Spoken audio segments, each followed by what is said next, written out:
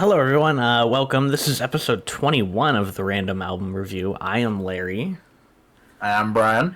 and the way this works is each week, Brian and I alternate choosing an album for the other person to listen to. For the most part, hearing most of the songs for the first time. Maybe they've heard a song or two in passing. Some of these songs are popular. We've known each other for years. It happens. We get on camera, we talk about it for a little bit. We talk about, maybe our favorite songs, least favorite songs, if we have any. We give them a score, and then we move on and we do it again next week. It's pretty simple. Yep, that's how it goes. It's how it goes. Brian, this week. Yes, Larry. So, I got to choose, and I wanted to squeeze in one last Fall Out Boy album before you and I embark on an adventure at the end of the month. This guy, I'm tired of this. Come on, I'm joking. He's done. He's tired. He's retiring. It's over. The podcast I'm retired. is over. I'm not doing. No, we're done with Fall Out Boy. I'm not doing this anymore. It's out of here. I'm out of here. I'm leaving the call right now. Dang, that's tough. Anyway, so we're reviewing the fourth studio album from Fall Out Boy. This is Folie Deux. This released December 10th of 2008, and the band considers this record to be their most collaborative work, and partially thanks, funnily enough, to an attempt at history. So in early 2008, the band was trying to get themselves into the Guinness Book of World Records. And they were trying to be the only musical act ever to perform in all 7 continents in a 9-month time span. All 7? Wait, they're gonna perform in Antarctica? Yes. That's crazy. They completed 6 of the 7 continents and had Antarctica to go to next. They had a performance planned where they were going to go to one of the science outposts in Antarctica, and they were going to play a concert for the scientists that were there. They traveled to Chile to make the trip to Antarctica, but horrible bad weather unfortunately canceled those plans. So they didn't get the record, unfortunate, but they felt really good after, the traveling, the tour that they had just gone on for, the record. And they basically immediately went to work, got in the studio, and started recording what is now Folie Deux. Inspiration by the Guinness Book of World Records, baby. Woo! I remember reading that thing, semi-religiously in elementary school when you'd go to the library for, an hour. Awesome. Look up random stuff. That's what I'm saying. All you So gotta do. Folie debuted at number 8 on the Billboard 200, selling 149,000 copies in its first week, which a bit of a letdown when you think about the last 2 records that they had. Off the top of my head, I want to say the very previous record the year before, Infinity on High, I think 250,000 records in its first week, so over 100,000 less. Unfortunate, but kind of a telling sign of how this album was initially perceived by the fan base. It was not received the best, very experimental in a lot of ways, and does not sound like their previous music. So fans weren't exactly happy at the beginning, but in recent years at least, fans have come around to it. A lot of fans consider it maybe their favorite album. They talk about how ambitious some of the tracks are from the perspective of how they're built. And with the recent turnaround towards Folie, we have seen the 15th anniversary this past December. They released new merch for the record. I don't have it on, but This guy. unprepared. I know, I'm unprepared. I know. But I have a sweater in my closet for the album cover. It's the 2 bears. There's a bunch of other merch that they released. They released a teacup from it's a reference to one of the lines in the album, great line. And they actually also... Line. It's... That's it. That's it. If you know, you know. But then they also, more importantly, released fully like on streaming services the demo version of Pavlov, which was only included on the CD version of the album when it initially released. So it was kind of a big thing for them to finally like acknowledge that song and its existence. So it was kind of a big deal. And then it was also played as a Magic 8 Ball song for Tour Dust, I believe in November, October, somewhere in there. So people kind of lost their minds. But Yeah. Folie Deux, it's a French phrase. It refers to a psychiatric syndrome in which symptoms of a delusional belief are transmitted from one individual to another and translates to the madness of two in English. Did that make sense? Run it back again. So you said something about madness, right? So, folie à deux is a French phrase that refers to a psychiatric syndrome in which symptoms of a delusional belief are transmitted from one individual to another. Oh yeah, I get it. Yeah. So basically, like, if you and I are hanging out and I'm going insane, I'm going to rub off on you, you're going to start to go insane. The madness of two, folie à deux. Oh. So I did want to go into some of the songs briefly and touch on some interesting facts about them and maybe even some of the lyrics. So Disloyal Order of Water Buffaloes, the opening song on the album, one of my personal favorites, introduces themes that are prevalent throughout the rest of the album, including romantic ideas and the conflict that, comes about with them. And funnily enough, this album, its title is a reference to Fred Flintstone and Barney Rubble's bowling team name from the cartoon The Flintstones. Wait. That's what that name means? That's what the name is from? Yeah, that's where that comes from. They didn't just like No, pick that five that different yeah, words? no, no, no. Did they pick 5 random words? Like, all right. I mean, to be fair, like some of these Fall Out Boy tracks have like the strangest and weirdest names. They just it's what they do. I don't know. One of their song titles from Under a Cork Tree is "Our Lawyer Made Us Change the Title of This Track." Okay, That's fair, honestly. fair enough. So then you have the second track on the album, I Don't Care. Depicts a lot of the narcissistic tendencies of the current generation at the time. The generation that was growing up at the time, very rebellious generation. Very much an I don't care generation. And it also talks about the commentary, especially among musicians. We saw it on their last album, Infinity on High. The pros and cons to being famous and traveling the world and never being home. The battle that is. And it is pretty well summed up in just one of the lines. I don't care what you think as long as it's about me. Yeah. Okay. Skipping down a few tracks, you have Headfirst Slide into Cooperstown on a Bad Bet. Really long song title, I know. It's a reference to former MLB player Pete Rose, who was often known for sliding headfirst into bases, and also known for his gambling scandal that, as to this day, has still prevented him from getting into the Baseball Hall of Fame in Cooperstown, New York. So that's where you get headfirst slide into Cooperstown on a bad bet. Oh. Now it makes sense. Yes. Yeah, I'm not very. No, this is why I do it. I see. His name was supposed to be in the title originally, but they wanted to avoid legal issues, so they just completely forewent that.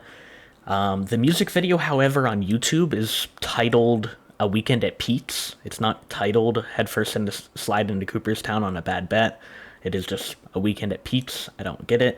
It features Brendan Urie and Spencer Smith of Panic at the Disco. It's strange. I don't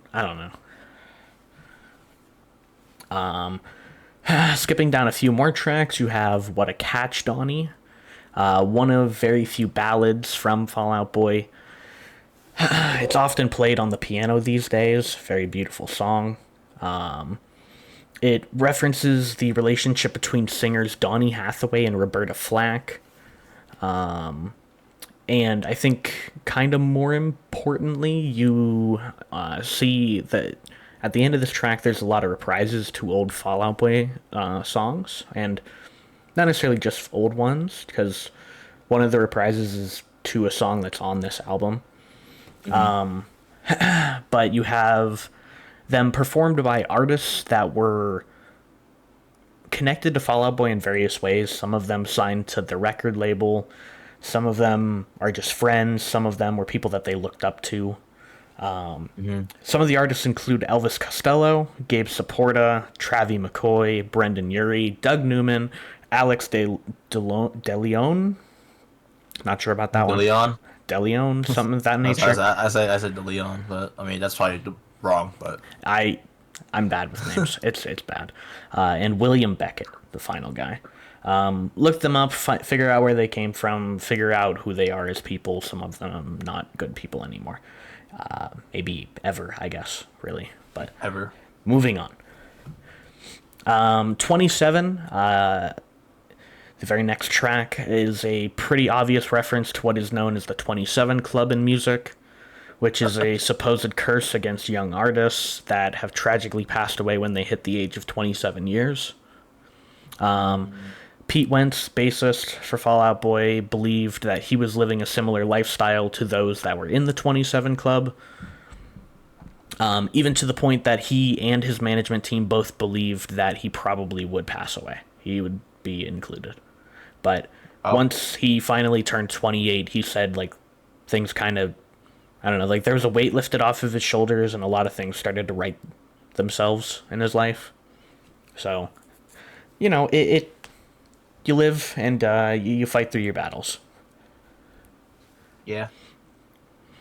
Tiffany Blues, the next track, has a bridge in it that is performed by rapper Lil Wayne, if you listen closely enough. It also has one of my favorite lyrics, Dear Gravity, you held me down in this starless city, which is kind of just the reference to somebody or something in a city or wherever you're living that is holding you down, holding you back from being who you can be.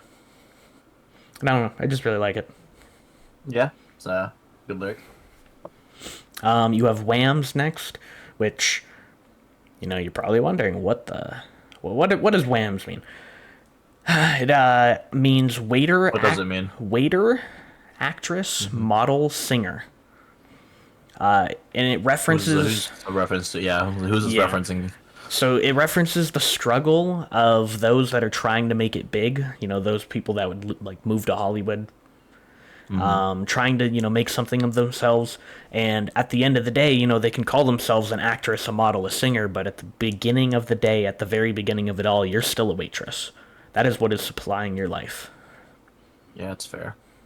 It's unfortunate, you know, these people want to chase their dreams, but, you know, they're stuck living the hard life.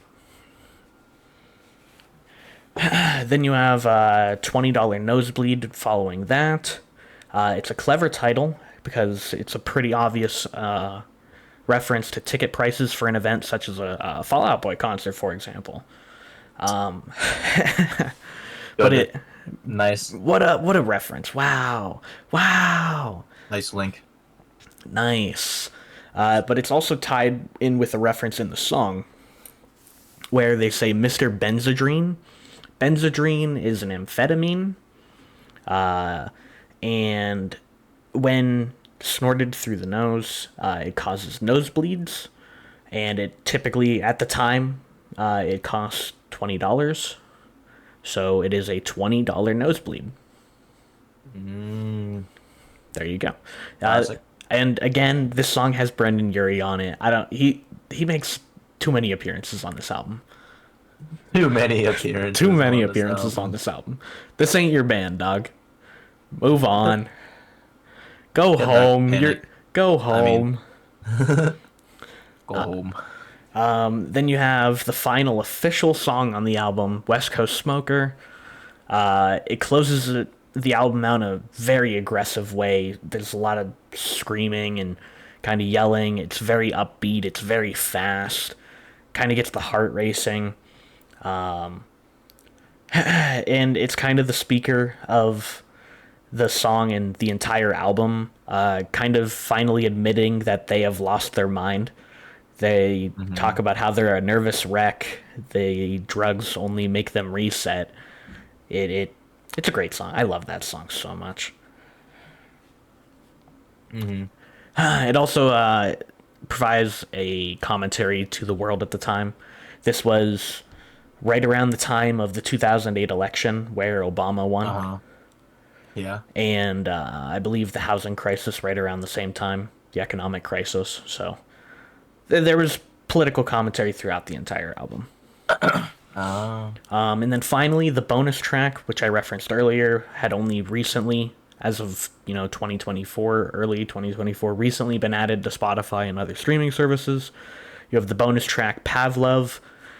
It's a clever combination of the word Pavlov, which is a reference to a scientist who did experiments, which is kind of like it's a conditioning experiment.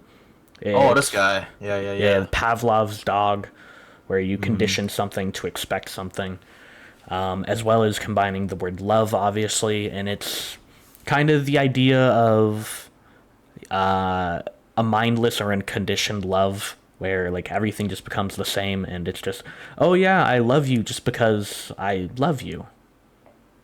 There's no like reason for it. So that's all the songs. Really quick, before we get into the last few things, I wanted to show this. That's so cool. I wish I could see it. Wow, it's on screen now. Now you can react. Wow, that looks. I like the Hold on.